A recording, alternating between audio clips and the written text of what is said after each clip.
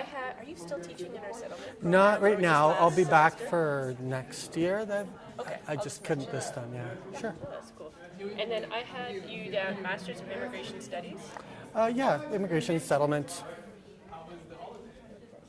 We're live now. Okay. So I'll introduce you and All right. we'll let people filter in. Are you cool? Ah, totally. All right.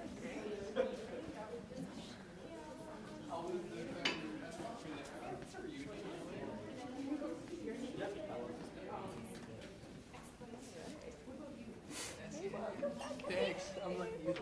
I'm like really played. I think Greg is always winning.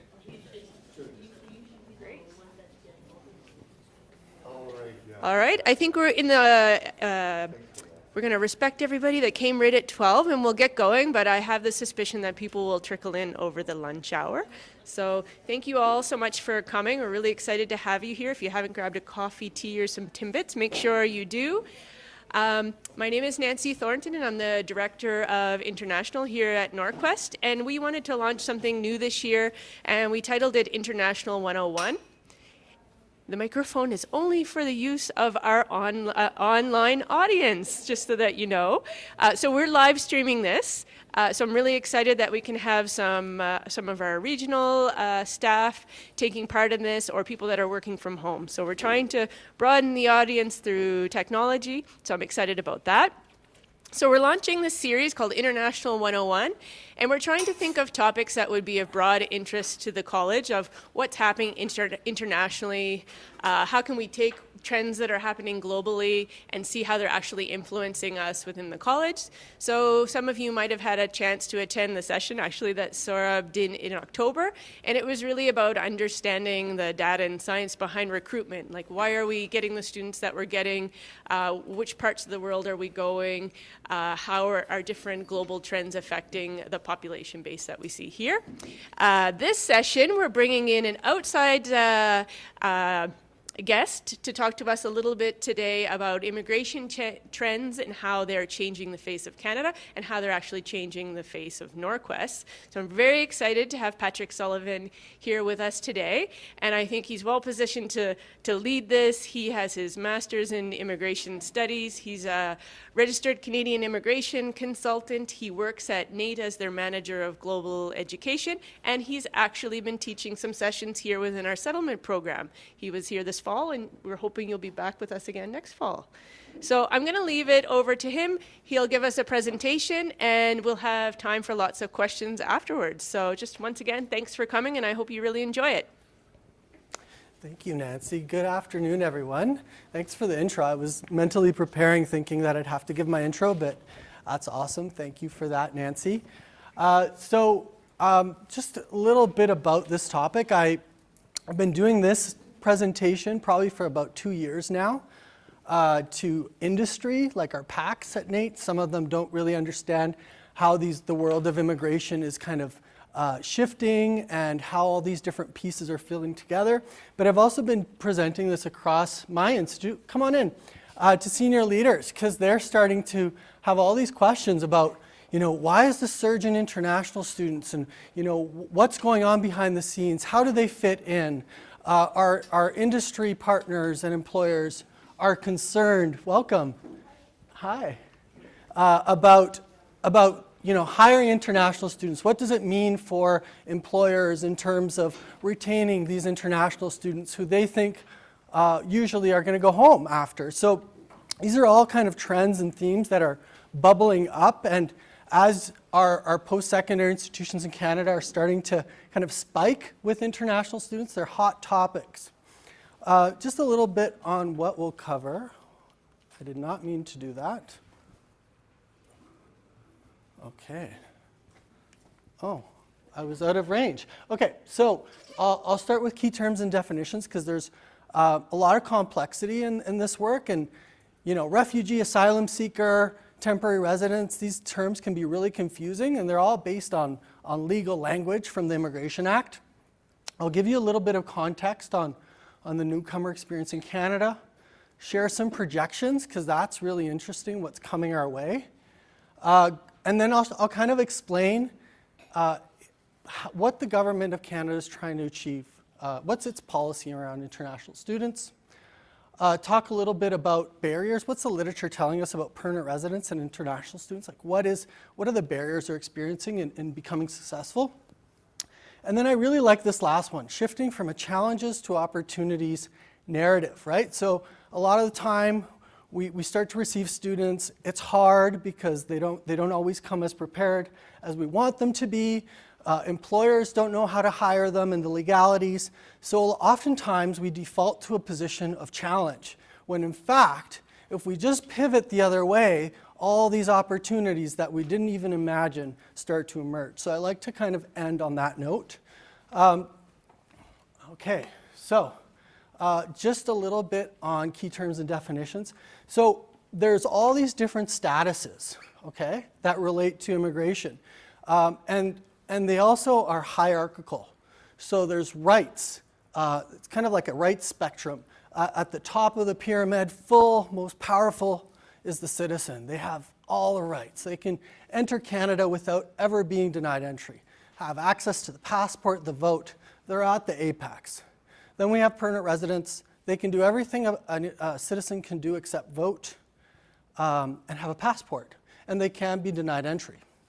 So they're kind of second of the top. Then we have asylum seeker and refugee. I put refugee above because they usually arrive as permanent residents, but they're selected outside of Canada by the UNHCR. So they have a deal, the Government of Canada and UNHCR. But then we have asylum seekers, and this is a point of confusion. An asylum seeker is someone who arrives at the border and asks for protection. They usually arrive temporarily or irregularly, and you're kind of seeing that in the news in Quebec and Ontario, these irregular border crossings. So that's what an asylum seeker is. So they're slightly under a refugee because they don't arrive as a permanent resident. They have to prove that they need protection. So they're vulnerable, right? So we're moving down that vulnerability pyramid. Then we have temporary residents. By definition, they're temporary. They have a start and end date. Although our current policy framework is creating all sorts of avenues to retain them, but they are inherently more vulnerable because they don't have the full access to rights that these folks have.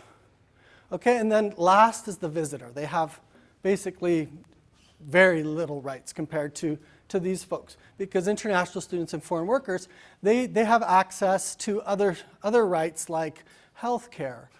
They're protected by our labor laws, et cetera, et cetera. So I find this really important because we talk about all these terms, but we don't know what they mean sometimes and where they're situated within this rights kind of spectrum, right? And that's really important. If you think about all the newcomers on campus, a big chunk of them are going to be here because NorQuest is an accessible organization, but you're having an emerging group of students down here with a different level of rights and access to services that are inherently more vulnerable. So that's important for us to keep in mind. Oh. There we go.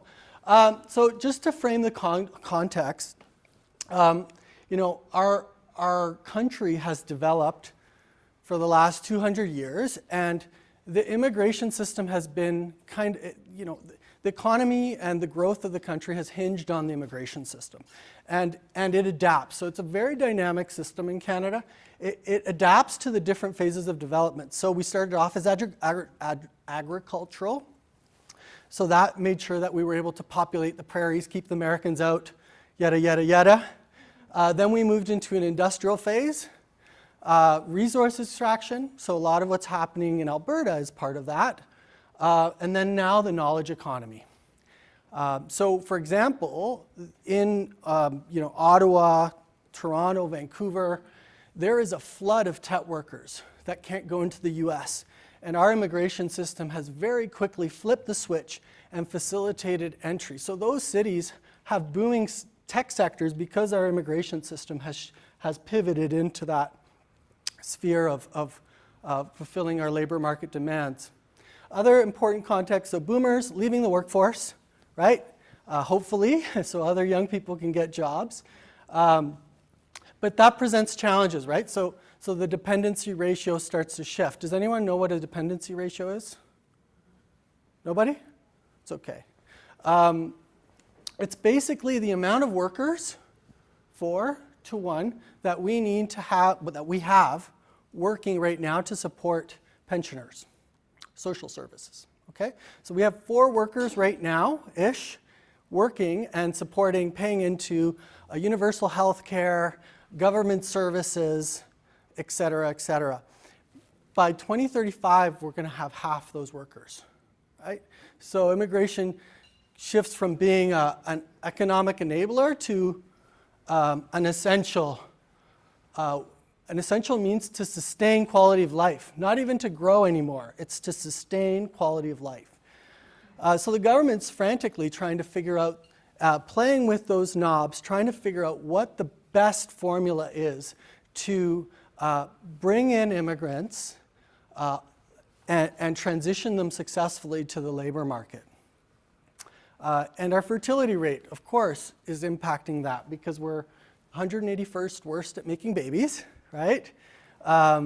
We need to produce 2.1 children per couple, but we only produce 1.6. This actually, I saw some data the other day, it's actually 1.5 now, so it's trending down, okay? Places like Japan, Germany, they're just sinking right now in terms of population. In Japan right now, when you go to buy a house, the expectation isn't how much will my house be worth, how much is it going to grow, it's actually by how much is it going to be reduced in price, because there's no demand to keep buying housing, right? So demographics are starting to really shape the developed world. What else? So right now, 65% of our population growth is from immigrants. It's going to go up to about 100% by 2035. Okay, and this whole dependency ratio thing that we're worried about, immigration is not going to fix it. It's going to mitigate. It's not going to fix it. We're still going to have to figure other things out. It's not going to fix it. It's just going to mitigate that drop. Couple studies. So Conference Board of Canada did a study 2016. They were trying to quantify what was the lost value of immigrants who could not do what they were trained to do back home. So, you know, the lawyer that comes to Canada becomes an Uber driver or becomes a security officer. They calculated 10 to 13 billion a year. And RBC just released this most recent study, and they're saying that if we were able to fix that problem, it would be a $50 billion gain. And that's everything from underemployment to the wage gap between immigrants and Canadian-born.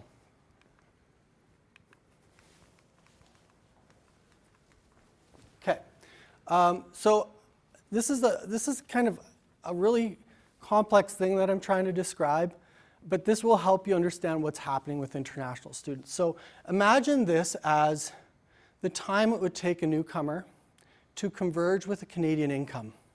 Okay? So how long would it take them to start making the equivalent of someone with the same training in Canada?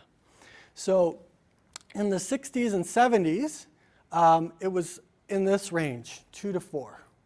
That's how quickly that convergence of incomes would happen. But over the 70s, 80s, and 90s, it started to increase. Despite these immigrants in those eras being more highly educated than the previous cohorts. So the emphasis on education in these stages increased, but earnings catch-up rates, the gap increased. So that presents a huge problem, right, for the government. If they're trying to replace the population and it's taking longer and longer for immigrants or newcomers to catch up, that's a huge policy challenge if you think of the stuff I shared in the previous slide.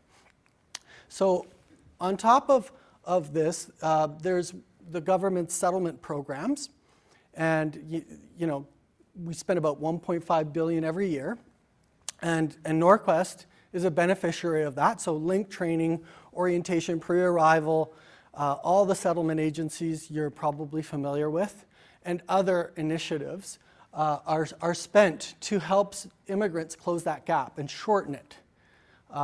Despite that funding, there's still a big gap. Now this ebbs and flows with the economy, so there's better years and kind of data ranges than others, but generally speaking, it's taking quite a long time for newcomers to catch up. So that frames our discussion today around international students. So think of the entry of newcomers every year is about 340,000 every year. The government needs to scale that to start replacing the population. But because it's a very costly endeavor, when you admit someone as a permanent resident, your responsibility to them is much higher than a temporary resident because they have access to settlement services. Okay, so that's a really important thing. The government's going to be very careful about increasing permanent immigration because there's a corresponding settlement cost that will go up with that. So government's looking for other ways to, when they give permanent residence, to put a good bet on someone. Let's call it a good bet that they're going to be very successful. So this is where temporary residents start to come in. Late 90s, temporary resident programs started to emerge, mostly temporary foreign worker programs. More recently, international student programs have emerged. And they're like levers that the government pushes. Sometimes they're much more on one side than the other. For instance, about 8 years ago, we had 500,000 temporary foreign workers in the country. Now we probably have about 150. Contrast that with about 600,000 international students in the country now, right? So these are important levers. So if we think of this from the government's perspective, they see international students as a policy solution. Okay, they see them as potential candidates for permanent residence that can close that earnings gap. Right? So international students arrive just by being admitted. They've already shown, for the most part, that they have some level of language proficiency, a key leading indicator of newcomer success in earnings. So they show that they have what's required to enter. So they study, they adjust to systems in a safe environment like a post-secondary. They are developing networks, embedding themselves in the community, which some of the theory tells us can lead to opportunities in the labor market. And they can secure, hopefully, skilled employment, especially at places like colleges and polytechnics, where we have a strong connection to industry. We have more will that helps them get that mystical Canadian experience our employers want. Right? So once they secure that skilled employment, they become those good bets the government's trying to make on newcomers. And then they would be secured through various immigration programs that have been created to retain them. So that's what the government's trying to achieve. And this, I would describe this lever right now is being pushed really, really, really hard by the government. They believe that this is going to be one of the key ways to replace our population and our labor market needs.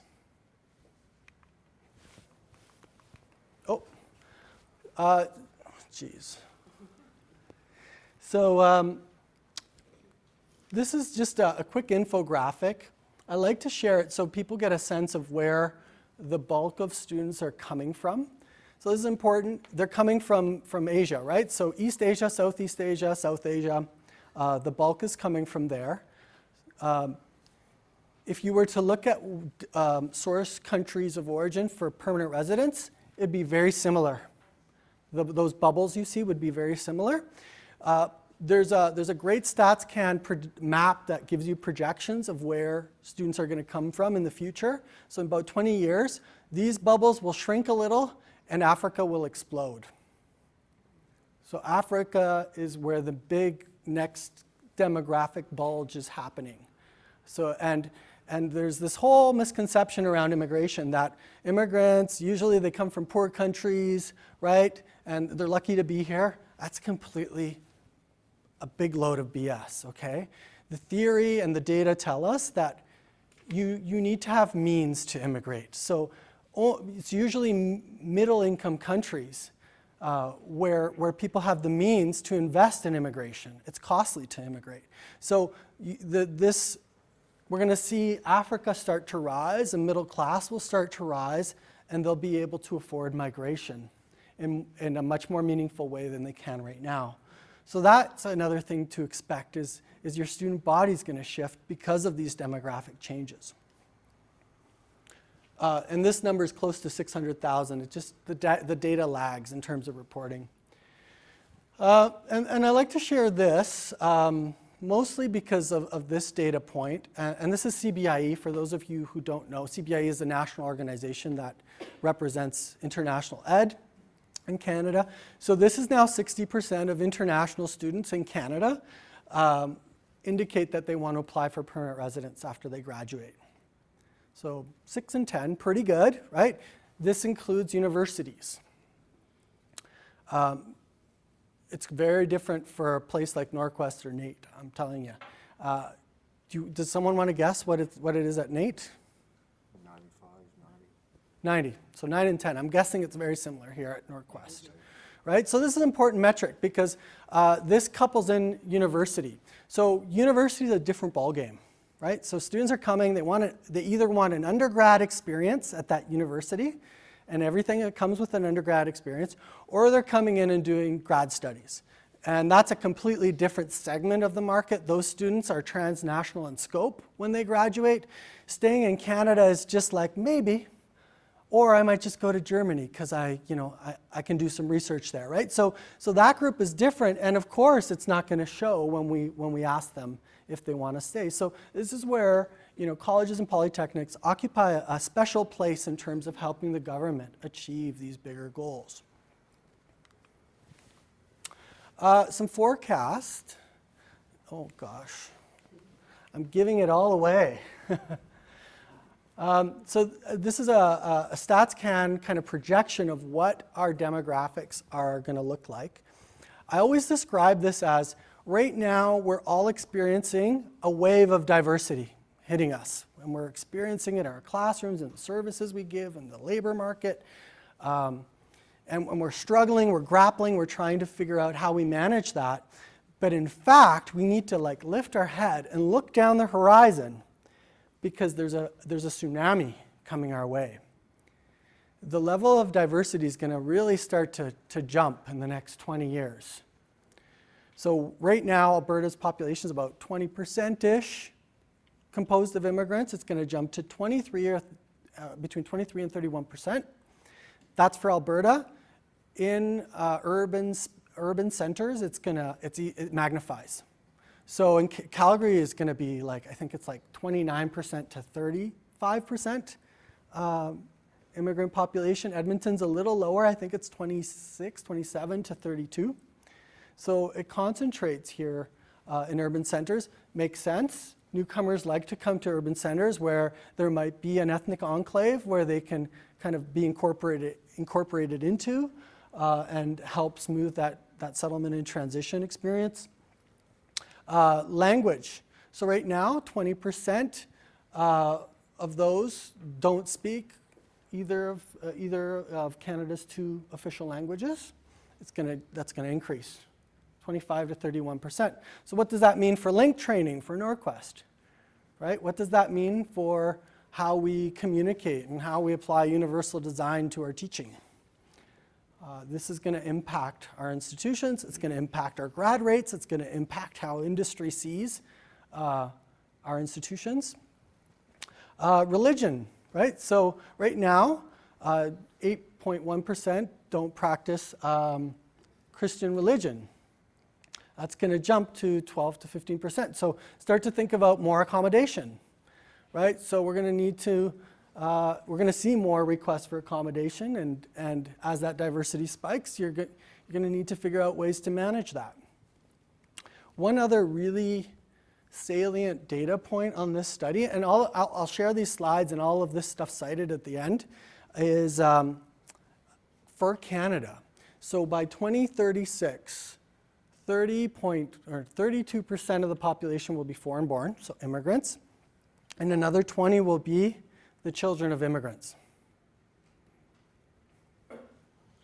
Half of the population in Toronto, right now, we're not born in Canada. Yes. So Yeah, so it's going to change how we function as a society. And I guess what I like to point out here is knowing this information, we have an opportunity to lean into it, right, and prepare, rather than just kind of get all upset and flustered and not put proactive policies, programs, and services into place. So this is what I like to call the tsunami that's coming our way, that we get to start to run away from or start to build some reinforcements for. Okay, moving on. So a lot of folks don't really understand the machinery of the immigration system and how international students flow through it. Most students here will study for 2 years, right? They'll be here for a 2-year program. They'll graduate, they'll have a bit of a transition phase, then they'll get this post-graduation work permit, which is kind of the gold work permit. This is why most students would come to a place like NorQuest or NAIT, because they can go work anywhere, and it positions them for all sorts of opportunities to convert to permanent residence, right? So once they're working, if they get what's called a skilled job, they usually become eligible for permanent residence.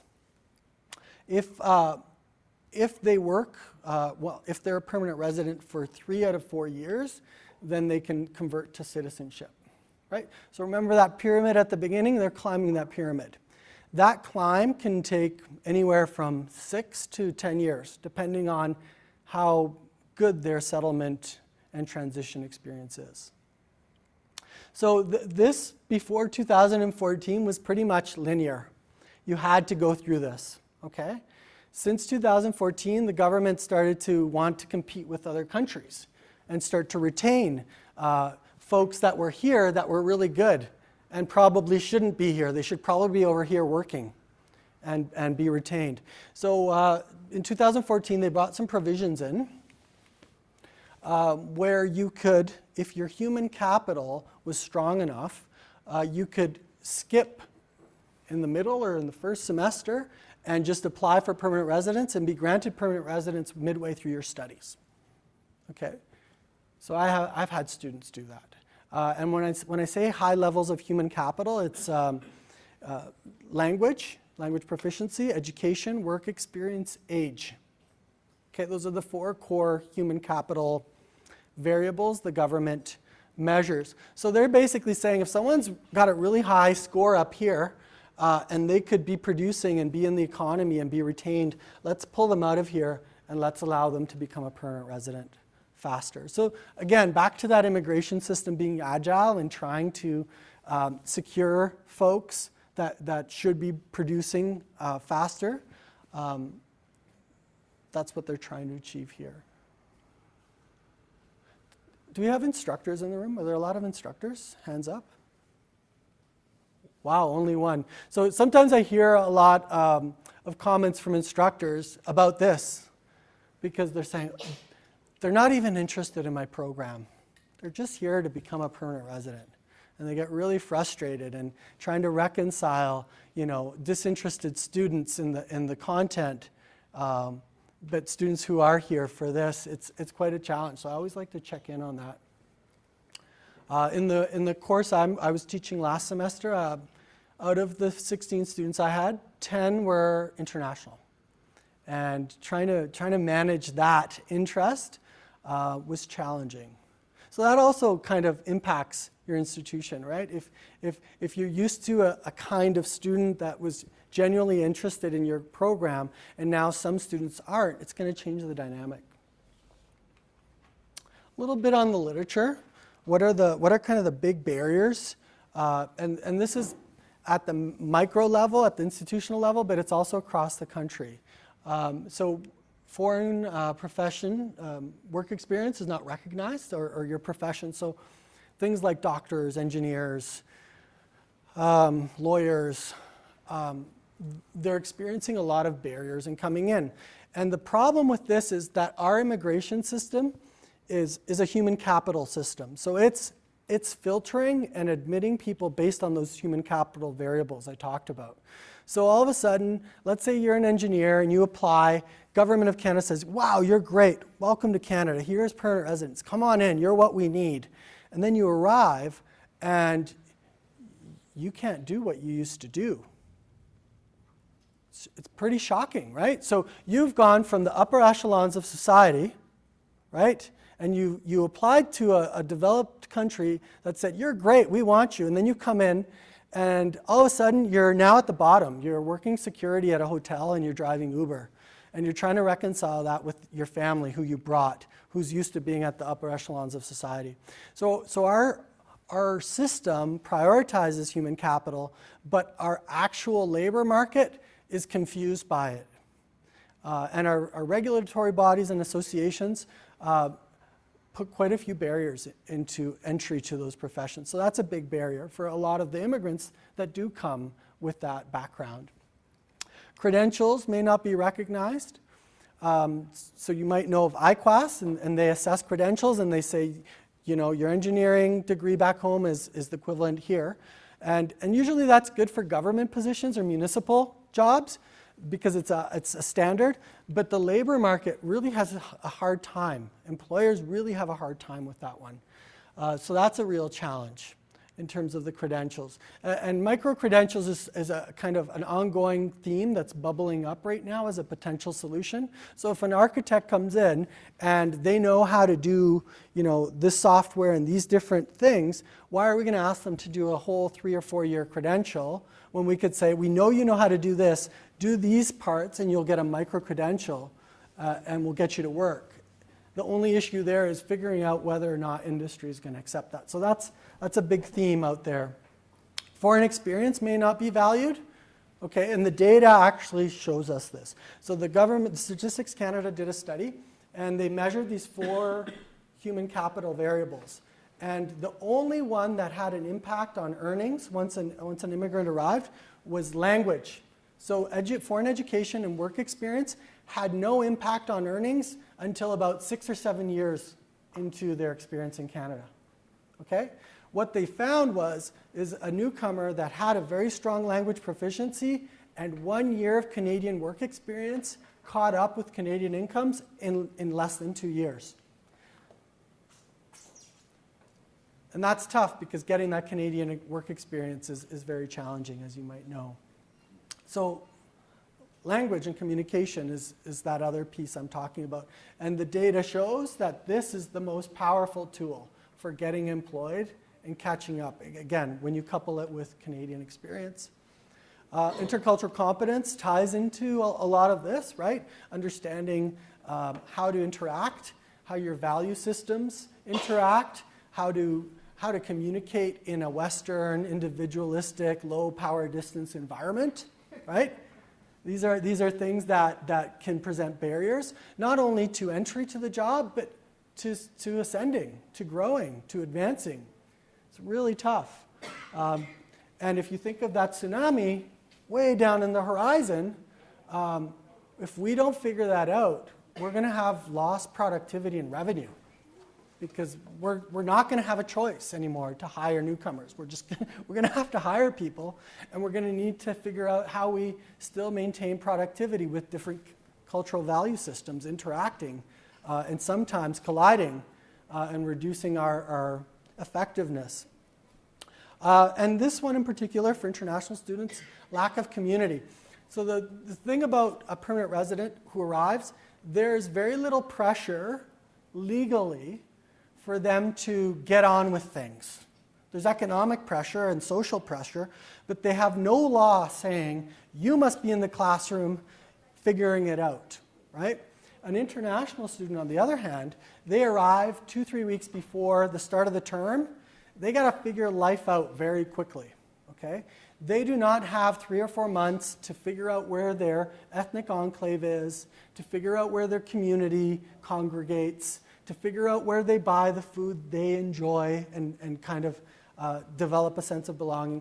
These students have a very quick learning curve. So community is a huge piece for international students. It's kind of that hidden elephant in the room for them. If they don't have that community, they will struggle. And the part around community is that community in the settlement process acts like I don't want to call it a filtration system, but like a debrief system. So if you're a newcomer and you're having intercultural collisions, issues with language in the classroom, wherever you go, and people are being rude to you, you have no idea why. How do you figure out what's going on? You go to your community, right? You go and you say, what's going on? I did this, which I do back home all the time, and these people were really rude to me, or the instructor gave me an F, right? So how do they make sense of the world? It's by having a community that helps them make sense of the world. So that's an important piece to keep in mind when you interact with international students. I'll share one more interesting study before we kind of end on a high note. And I really think this is important for post-secondaries. This is a qualitative study done at a large Canadian university in Western Canada. I think it's UFC, but they really didn't disclose. But very interesting findings. But before I start, does anyone know what a microaggression is, by any chance? No? Anyone want to take a stab?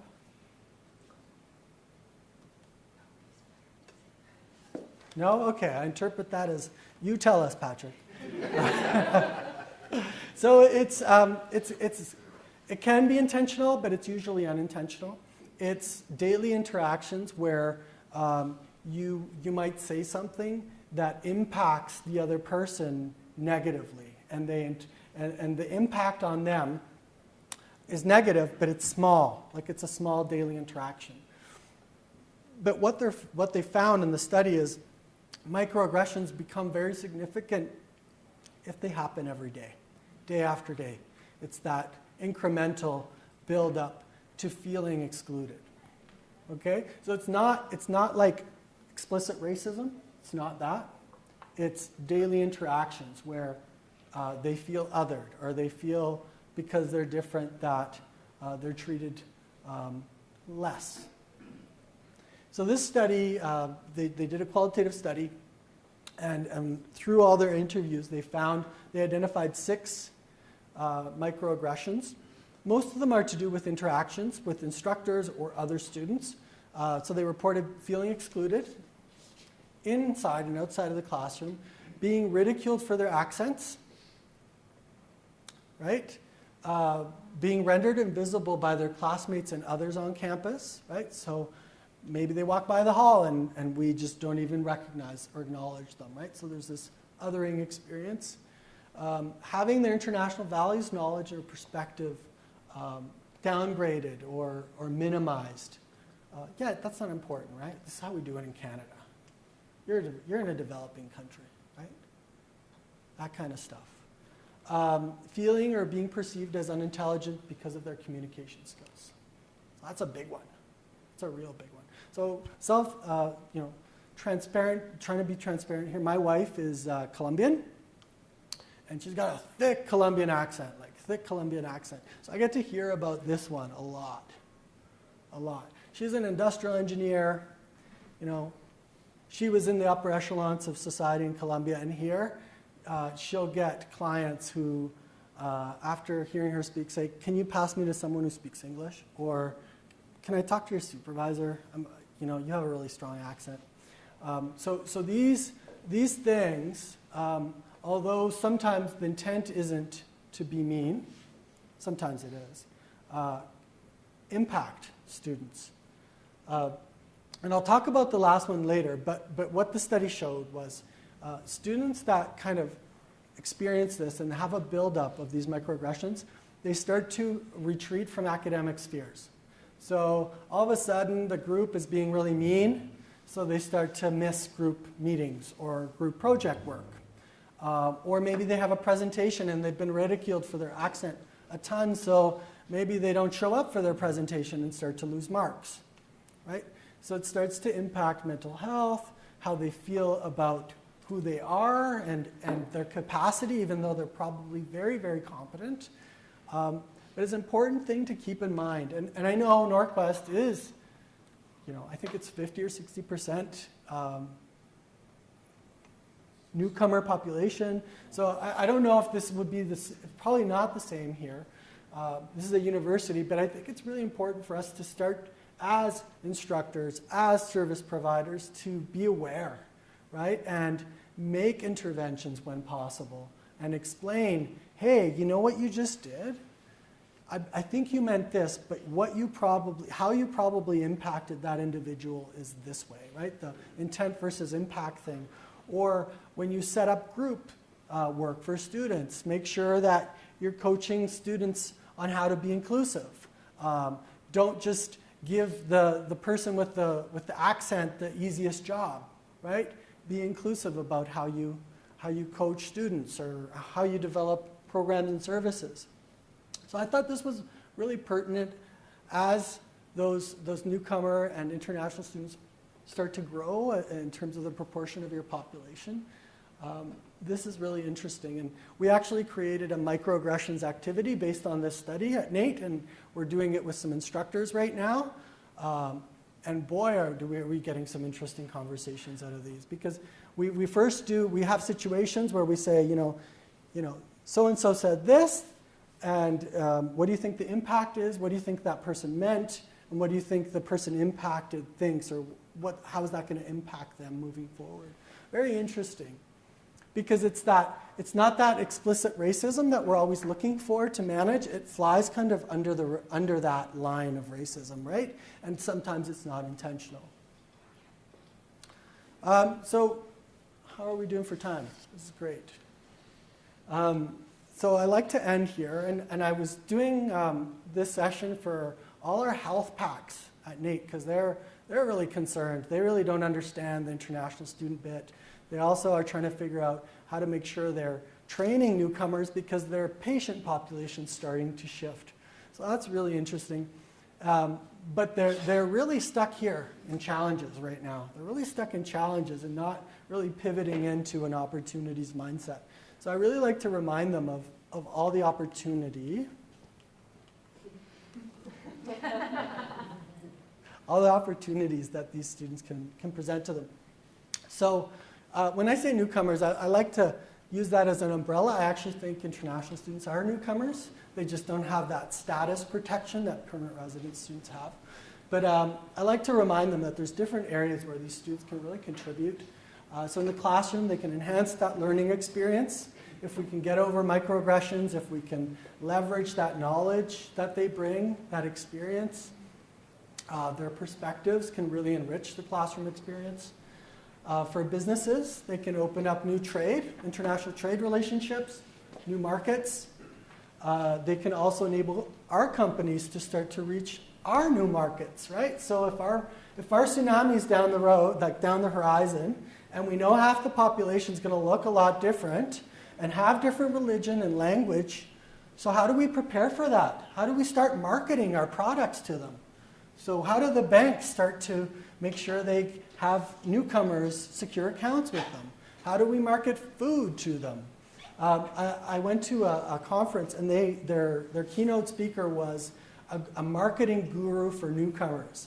And she shared how she designed a marketing campaign for Campbell's Soup, new halal soup. And she showed how she used, forget the term, geo something in the GTA to target different marketing campaigns around this halal soup to all these different Muslim groups in the GTA. Very, very interesting. But there was no way that, the white male group of marketing leaders would ever have the capacity to do that. So we need to start to shift into the tsunami and understand what that's going to look like. So newcomers can play a real active role in that, but also revenue and productivity. So there's a study about a year ago, and they measured 26 sectors of the economy, all of them, and they measured it against a percentage of ethnodiversity in their workforce. And across, I think, the 16 sectors, they found that per 1% of ethnic diversity in that sector, they had a 0.25 bump in revenue and a 0.05 increase in productivity across all the sectors. When you dive into sectors that are more creative, so tech, digital media, arts, etc., those numbers increase. So there's a a huge opportunity in terms of revenue and productivity if we start to figure that out. But then this last bit, and it ties back to that piece I mentioned at the beginning of our standard of living hinges on this, okay? Hinges on the enterprise that newcomers are successful. So I love to survey the room on this because it really resonates. So who here likes and wants to have universal health care and continue to have it? Right on. Me too. What about your pensions? We all have pensions, right? So who here wants to have our pensions? Yeah. Right on. OAS, right? OAS? Heard of OAS? That complements your pension, right? And who here wants their house to maintain its value or even grow? Right on. Me too. Right? So it all ties back to this, in my opinion. So if newcomers succeed, if they close the earnings gap, if they get jobs in Canada that they can couple with their language skills, if they can build networks, if they can succeed, we will hopefully maintain our standard of living. So I'll end there. I'll open up for questions. I know I dumped a lot on you. I'm trying to distill a lot of information. But that's kind of where international students are situated within the larger immigration landscape.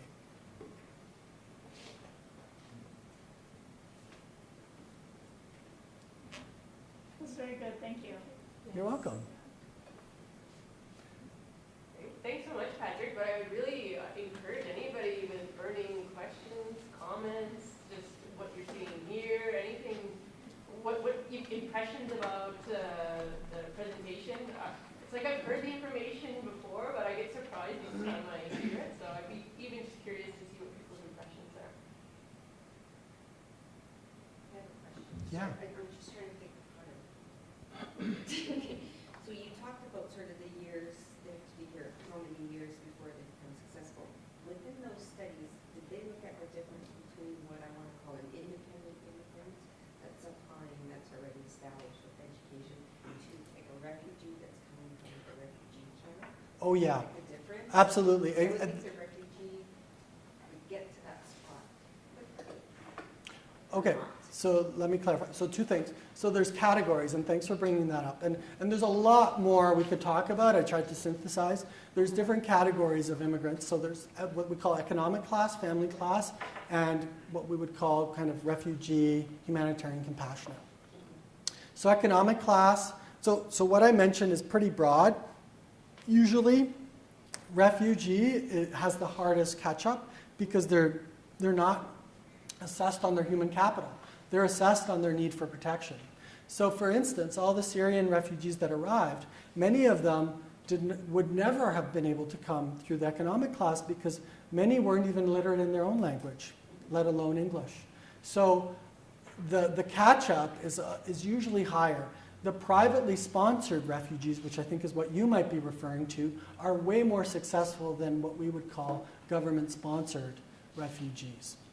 Okay, because they have a whole community that coalesces to make sure that they're supported throughout their settlement and transition, whereas the government-sponsored refugees are basically given some support at the beginning and told where to go to link classes, and that's kind of it, right? They do not have a cheerleading squad that a privately sponsored refugee has, right? That community that sponsored them, that is cheerleading for them, that is inviting them for dinner, family dinners every Sunday night, that is helping them develop a network. There's a great study that talked about the ethnic economy and the open economy. And what they found is that a lot of immigrants concentrate in the ethnic economy because it's easier and there's that connection and the language, but they found that there's a gap between the open economy and the ethnic economy. It's a 10% income gap. So the goal is that they leave the ethnic economy because there's more resources and opportunities in the open economy. But if you don't have those skills or that human capital, because you weren't assessed on it, it's going to be a tougher climb. Yeah.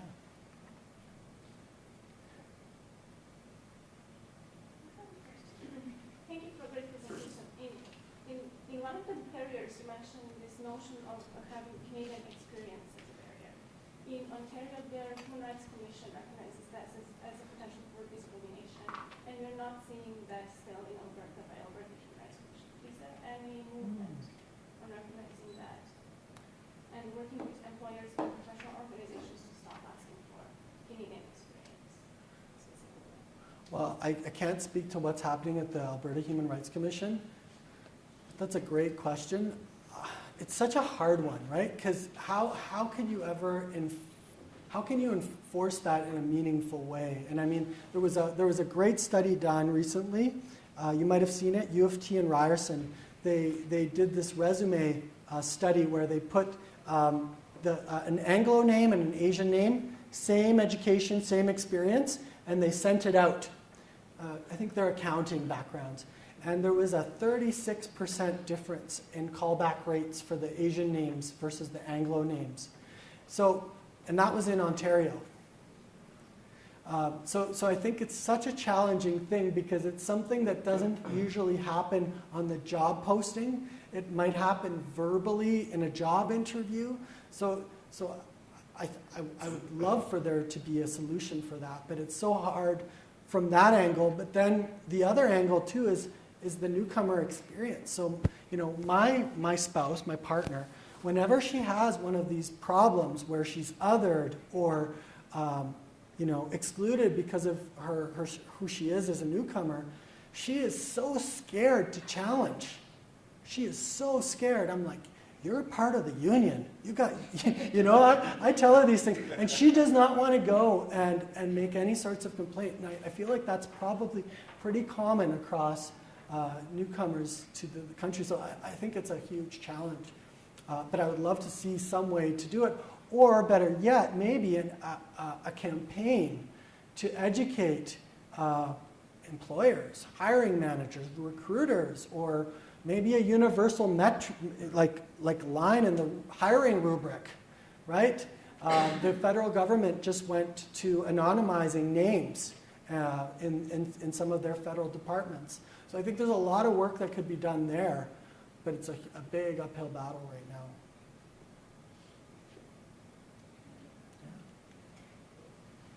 Thank you so much, Patrick.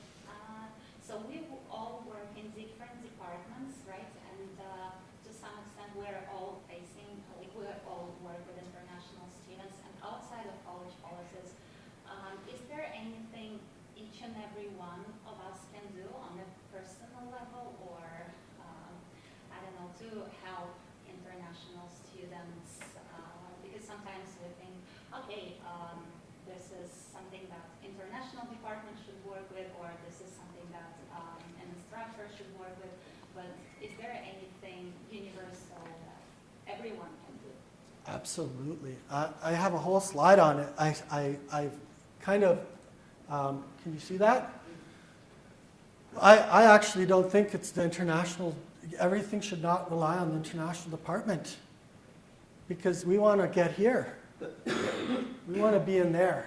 So we all have roles to play to get us out of the danger zone and push us into this learning zone. So depending where you are and what your function is, we can all develop more capacity depending on what our role is, right? So if we're an instructor, we can start to develop intercultural teaching skills. If our student population is overwhelmingly from India, well, we can start to research a little bit more about Indian values, cultural norms. We can start to engage our students in conversations about their expectations. We can be flexible where we can, and we can explain where we can't be flexible because of the values and norms of our society. So not just one example if you were an instructor, but we all have a role to play, and I think domestic students do too, right? And that's where we all need to start to figure out strategies to do this, because you know, I've been doing this for 8 years now, building interventions to help these students go into the learning zone. But it's not going to work if I don't get all these other drivers to get on board, because the institution needs to do that. We all play our part. So retention, you know, we always like to throw it onto the international office or student services. A lot of retention is done through instructors, right? A lot of retention, depending on how the instructor teaches, coaches, So there's a lot of work I think we can all do, and I don't know what your position is, but I think even going to activities that the international office puts on, so meaningful. So we always have celebrations, and when staff come, the students absolutely love it. They get to teach you stuff. We do a big global, we call it a mosaic festival, and we try to pair instructors or staff with the booths so that they can work together. So I think there's a million different ways, but I guess my key response would be we all kind of have a role, including industry, right? That's why I was out presenting to our PACs, is to say, here's what's happening on our campus. Be aware of the tsunami. We can be a productive partner in helping you manage the tsunami industry. Right? So I think there's a lot of opportunity for different stakeholders to get involved. What is your role? I'm an international student advisor. Oh. I was asking more. Oh, got it. Yeah.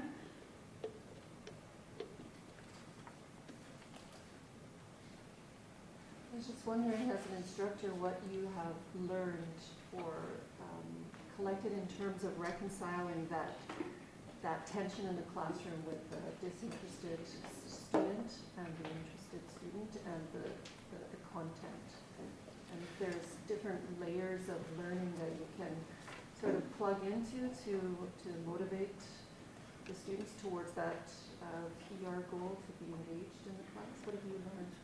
Yeah, so in my experience here at NorQuest, that didn't happen because it was a settlement class. They all loved the international students. They were very focused on PR. Every time we had anything related to PR, they were on it, I must say. But I think sometimes when we talk to our students is to tie the PR, their goal of PR, back to being productive in the classroom. So, that could be in conjunction with a student advisor. But it could be, having that open conversation and saying, hey, I know PR is your primary driver here. And I want to explain to you that it's, we want you to be successful as well. But for you to be successful in becoming a PR, you actually need to perform in this classroom. We're not just going to pass you. We're not just going to do that because that's your goal, and NorQuest is a place that will allow that. You actually need to be part of this. So I think tying their desire for permanent residence to being engaged, to performing well, I would also say, some of the competencies that you will build in the classroom will position you well to become a PR, not just the content. So if you now have better discussion skills, if you have better networking skills, if you understand this industry better, you're going to be able to tap into your networks better, which are going to help you get a job, which is the requirement for permanent residence. So sometimes it might be reframing it through that lens. But also, I would say, tell them about you and say, look, my expectations from students is this. I work really hard to prepare for these lessons, and when you do this, it impacts me in this way. Kind of the Brené Brown vulnerable conversations, difficult conversations, but I think that's totally a good thing to do as well.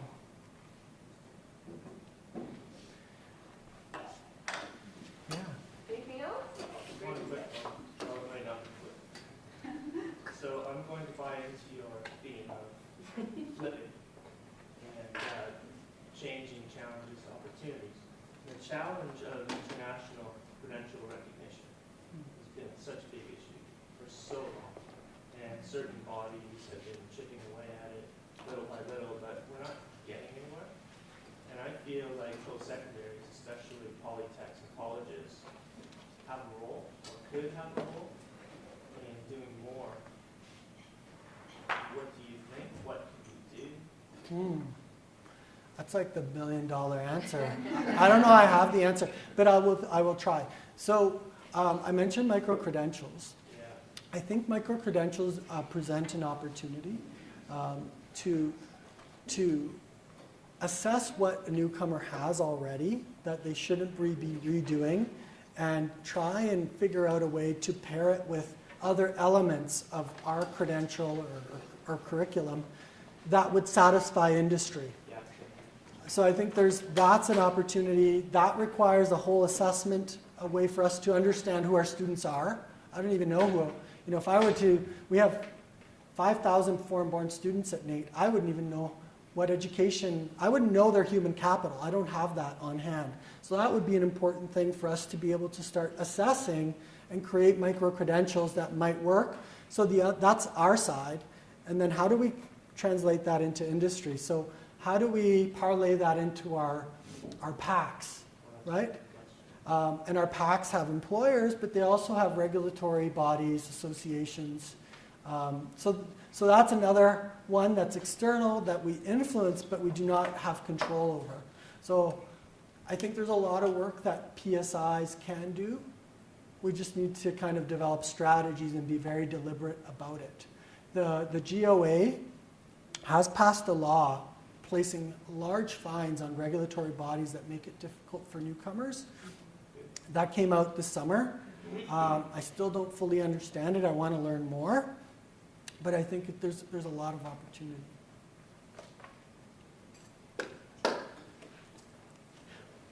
I'll add one last nugget. I read this really cool article yesterday. Sorry, I see you getting up in the back, Mike.